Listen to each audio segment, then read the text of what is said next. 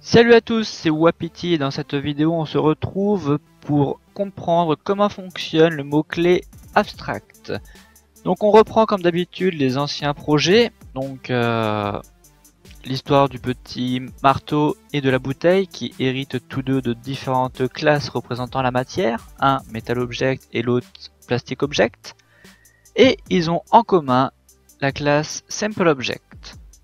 Donc auparavant on avait travaillé sur l'héritage et l'override, maintenant on va s'attaquer à l'abstract. Pour faire l'abstract, on va aller dans la classe Simple Object et à partir d'ici on va mettre cette classe en abstract. Donc la classe Simple Object n'est plus instanciable à partir de maintenant. Qu'est-ce que ça veut dire que instanciable? Ici, auparavant, on avait instancié, on avait déclaré pour commencer un simple object qui s'appelait simple, et ici on l'avait instancié, on le construisait, on lui disait qu'il existait, mais maintenant on ne peut plus. C'est pour ça que je vous l'ai mis en commentaire, parce que si je le laisse, Visual Studio va me sortir une magnifique erreur. Impossible de créer une instance de la classe abstract.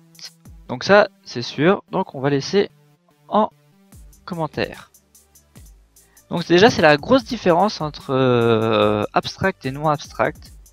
C'est-à-dire que les classes abstractes ne peuvent pas être instanciables. Alors à quoi peuvent-elles bien servir? Et bien par exemple ici on a une classe commune qui vont regrouper plusieurs propriétés. Et donc si on n'a jamais besoin de créer un objet Simple Object, il est inutile de laisser la classe en public normal et on peut la mettre en abstract. Ça va éviter de faire d'instancier une classe qui en fait au final n'existe pas.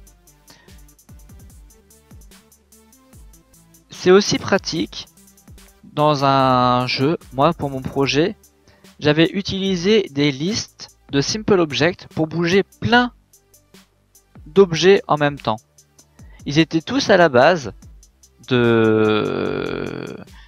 héritages et donc du coup quand je voulais que tous les Simple Objects qui étaient dans ma liste se déplacent vers la gauche par exemple, et bah tous les hammers et toutes les bottles se déplaçaient en même temps vers la gauche.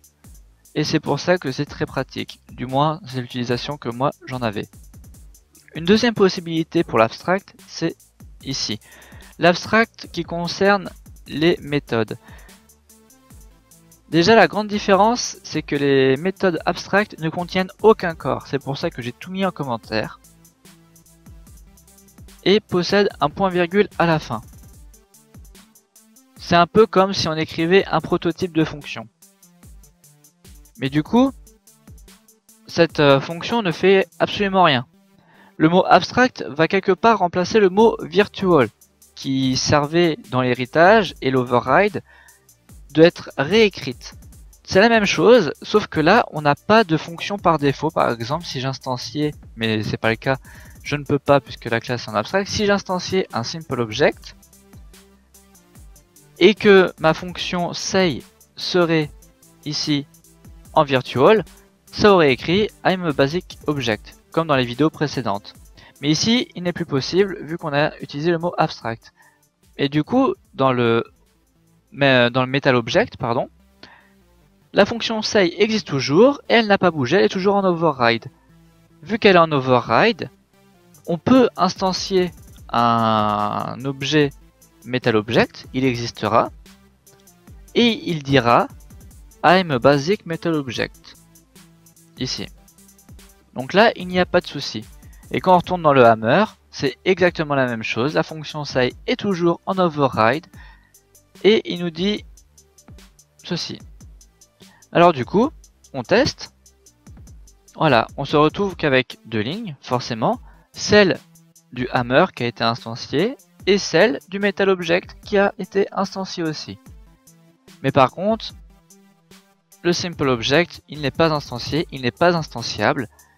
Et du coup, on ne peut pas faire appel à lui. On peut simplement réécrire les fonctions qu'il y a à l'intérieur et faire quelque part un dossier d'objet pour généraliser un type d'objet. Je sais pas si c'est très clair, mais je pense que c'est la meilleure façon de l'expliquer. Donc là, vous avez vraiment à peu près tout vu en ce qui concerne l'abstract. Il n'y a pas grand chose, mais il est nécessaire de bien le comprendre. Donc si vous souhaitez instancier une classe, n'utilisez pas le mot abstract ici. Mais si vous souhaitez la rendre abstraite, et donc du coup non instanciable, mais qui va être commune à plusieurs autres classes, utilisez le mot abstract. Ça évitera de faire des erreurs dans votre code plus tard et de garder une structure assez cohérente.